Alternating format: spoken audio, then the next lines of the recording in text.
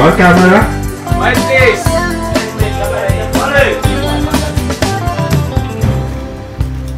And action! Buhol-buhol ang traffic, kinat ka pa ng jeep, minura pa ng driver, at ulo'y uminit. Kumukulo na ang dugo mo, kaya't sundan mo aking payo. Sinabi nila na yung next project na gagawin namin, because technically this is my second with Viva, is derived from a book. And yun nga, sinabi nila na from Bob Ong. And then, they gave me a copy of the book.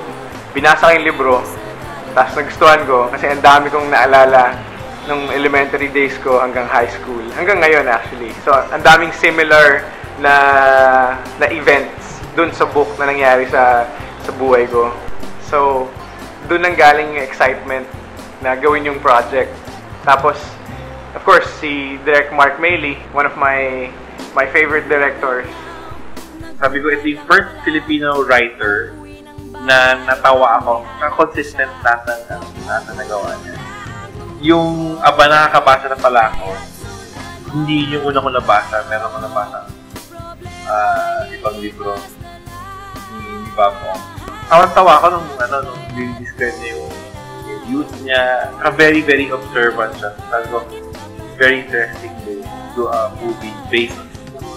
I read the book before when I was younger, and along with all my classmates in school.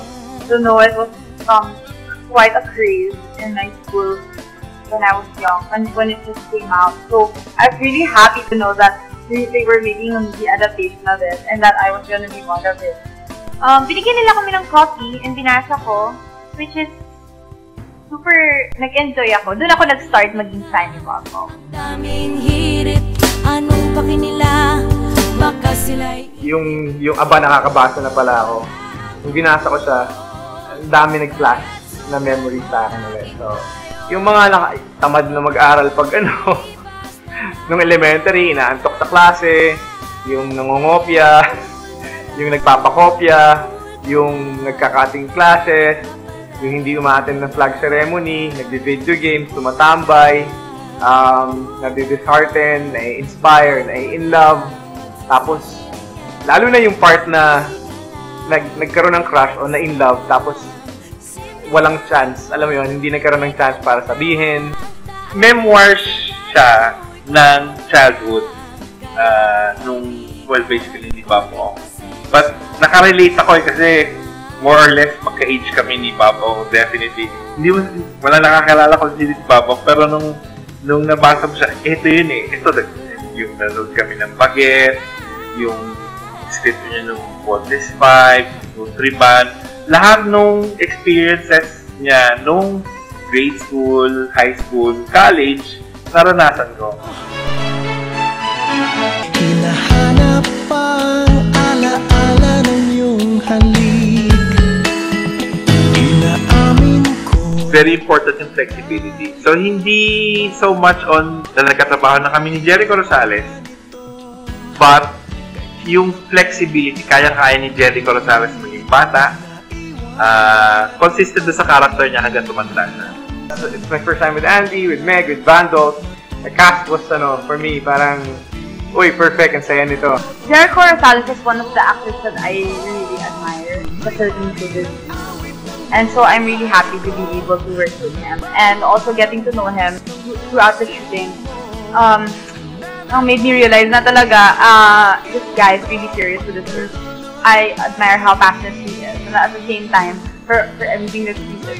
Tapos in real life also, he's a good guy. So masaya siyang katrabaho kasi yun nga, parang he's very generous and helps you become comfortable working with him. So hindi siya intimidating.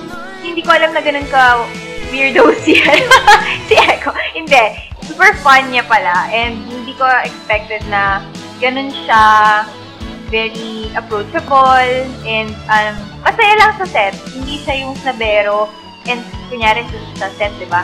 May mga fans, siya pa ilalapit, makikigulo, very, talaga, humble ni Echo Coward. Ang dami ko matututunan sa Tuloy pa rin ang awit ng buhay ko. Nagbago man ang hugis ng puso mo. Handa na akong hamunin ang aking mundo.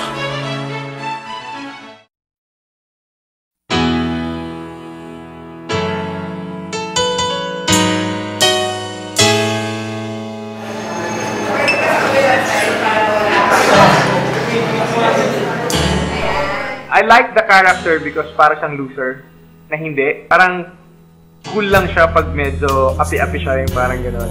And enjoy na laruin yung ganong character. Kung ano yung makikita mo dito si Bob Ong nung 18 siya and 21, ganun ako nung 1994, 96. Hairstyle ko gano'n. Kabado, ganun siya palagi. Back the tears I'm trying with all my might. Because you've gone and left me. Ako po dito yung special someone. Sila po ang pangalan. Alam ko na masaya siyang gawin kasi kahit na kasi kakaiba, never ko siya nagawa. Nung ako lumalaki sa school, parang normal person lang. Tapos it's fun to portray role of someone so seemingly perfect. So I knew that it was a different kind of challenge, but at the same time, I was gonna have fun portraying the role kasi yung feel ng pelikula ay magaang lang din ako.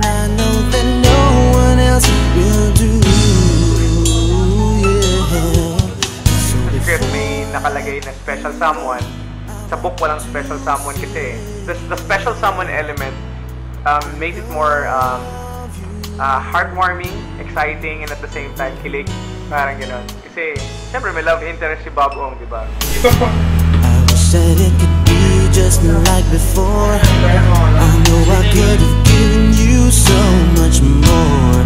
Even though you know I'd given you all. Porsche yung character ko. Isa lang yan. Nandun na sa word na yun. Boyish ako nung elementary days ko. Super. Like, hindi naman super na nanliligaw ng babae. Pero ako yung kilos lalaki talaga. Like, bata ako, nakikipagsapakan ako sa lalaki. May ganun talagang factor ako na parang different nung nag-high school na ako. Naging babae na ako eh. So, yun yung pagkakapareho namin ni Porsche. Got to face tomorrow on my own. But baby, before I let you go, I want to say. Kasi si Ulo ang character niya cute. Isko, laki, makulit. Parang siya yung laging dinadala niya lahat ng bagay, laging easy ka. Kaya wala problema, relax daw lagi. Workout lang. Kasi ako, medyo, siyempre pag lahat ng dumating na problema sa buhay mo, hindi siya tatanda eh. One time a day. Tapos ang lakad sa bilan. Ayan lang. Easy ko lakad. Hindi naman easy ko lakad, pero ayoko masyadong papekto sa mga nilasalam na siyempre live puson pa rin.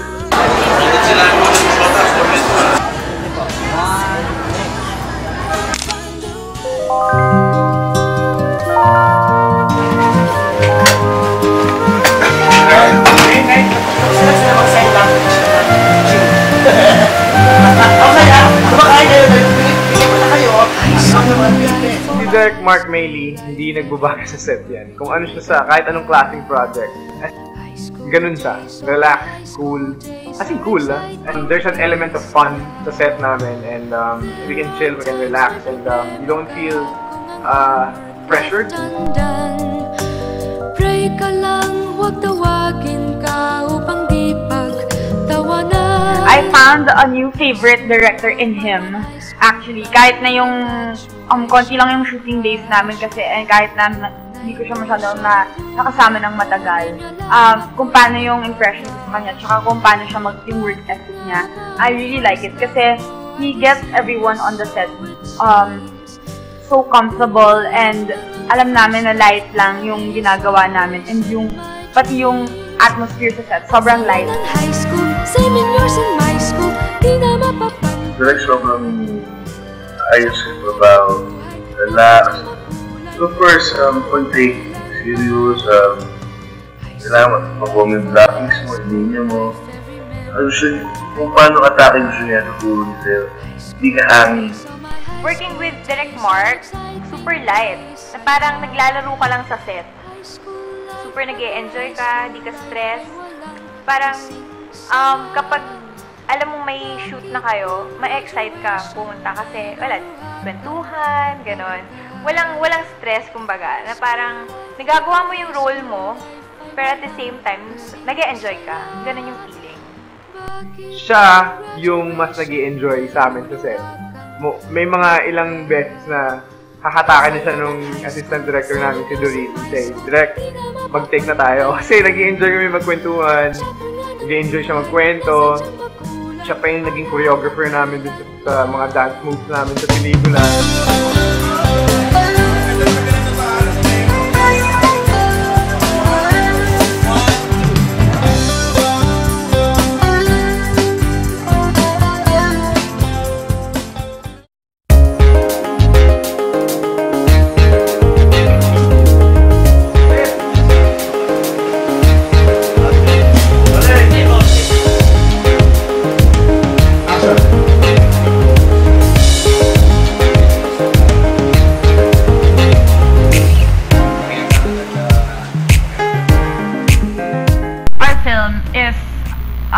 Based on a series of flashbacks. The story was set in the past, in the 80s. So, syempre, kailangan ko mag-prepare in such a way na kikilalanin ko yung era. I wasn't born yet at that time. So, I did a lot of researching mga 80s films, yung kung ano yung uso ng 80s, ganyan. Para pagka nandun ka sa eksena, alam ko talaga kung saang time ako nagbe-belong and maka-blend in talaga ako.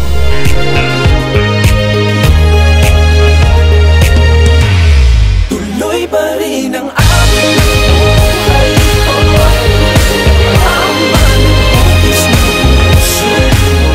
Pinaka-first scene na ginawa namin na Vandals and Echo, yung with dance namin, para kami gumawa kasi ng music video from the 80s, na para kami itsura namin is mga minudo. You're on the right track.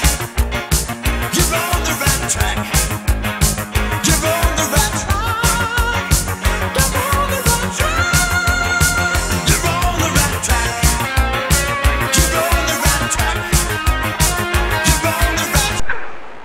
Hindi namin makakalimutan yun. Si Meg yung pinakamagaling sumayaw sa amin.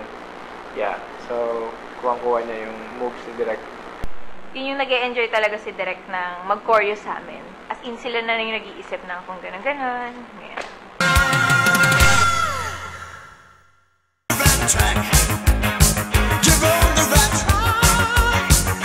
Nag-shoot kami, kunwari nag-ano ako, nag-bench press. Bodybuilder ako kunwari, so mabigat. Saka kiri talaga yung akin na. Naka-medyo ako kasi, ako gano'n. Pagka nagkong gano'n, may sumpa ako pa. Uy! Hindi ako yun ha! Naiipon yung hangin, tawa ka man ng tawa sa set. Pero sa akin, hindi naman ako yun. Actually, yung cameraman yata yun. Sabi naman lang ako.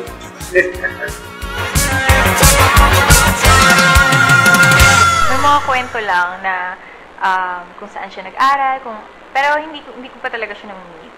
Malay mo, lumitaw sa movie. Sana. Balita ako si Babong ay misteryoso talaga. So, may mga speculation na isa siyang cricket or corn. Hindi natin talaga alam kung ano si Babong. Roberto!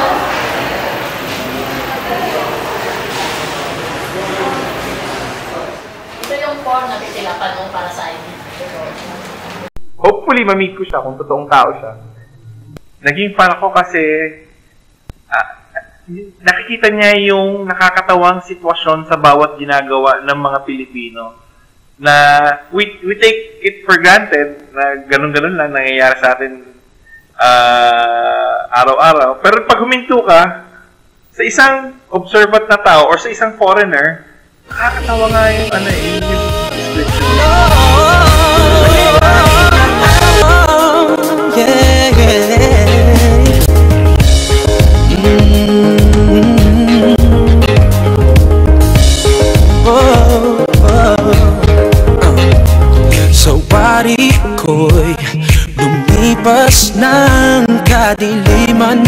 araw, dahan-dahan pang gumigising, at ngayon'y babawi na.